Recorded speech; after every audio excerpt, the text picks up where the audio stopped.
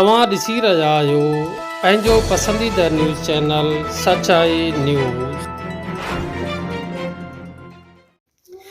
नाज़रीन, शिकारापुर मां सचाई न्यूज़ जे नुमाइंदे वाजिद अली लोहर जी रिपोर्ट अवां सां शेयर कंदा हलूं त म्यूनिसिपल कमेटी शिकारापुर जे स्टाफ पारां ईद उल फितर, ईद उल अज़हा ऐं मुहर्रम उल हराम जे ॾियारनि ते बहितरीन कारकर्दगी पेश करण ते शील्ड ऐं सर्टिफिकेट विराइण जी तक़रीब म्यूनिसिपल कमेटी लान शिकारपुर में थी गुज़री।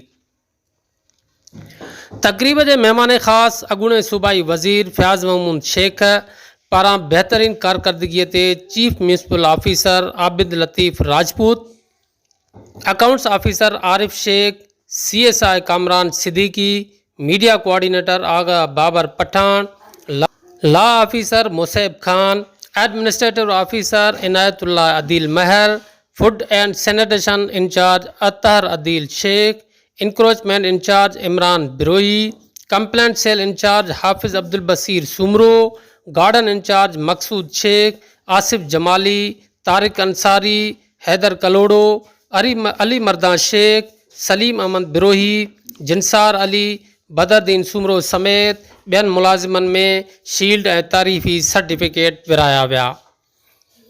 तक़रीब खे ख़िताब कंदे फयाज़ महमूद शेख चयो त माज़ीअ में शहर जी सफ़ाई सुथराईअ में काफ़ी घटिताई हुई, पर थोरे वक़्त में म्यूनिसिपल कमेटी शिकारपुर जे अमले ॾींहं राति जे महिनतुनि ऐं कोशिशुनि सां शहर खे साफ़ सुथरो करे ॾेखारियो आहे।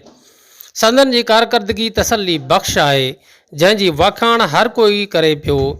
उम्मीद आहे त हू मुस्तक़बिल में बि साॻे तरीक़े सां महिनत जारी रखंदा।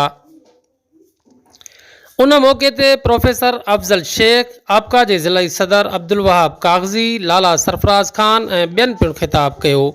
जॾहिं त तक़रीब में प्रेस क्लब शिकारपुर जे सदर सोडो जेम्स, रहमतुल्लाह सुमरो, लाला इसरार खान पठान समेत वॾे अंग में म्यूनिसिपल कमेटी जे वर्करनि शिरकत कई।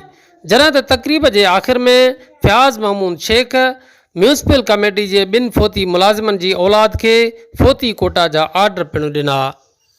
वाजिद अली लोहर, सच्चाई न्यूज़। नाज़रीन, मज़ीद खबरें और अपडेट्स के लिए देखते रहिए सच्चाई न्यूज़। आप हमारी खबरें किसी भी वक्त यूट्यूब, ट्विटर और फेसबुक पेज पर सच्चाई न्यूज़, स्पेल है SACHAI स्पेस NEWS लिखने के बाद सर्च करके देख सकते हैं।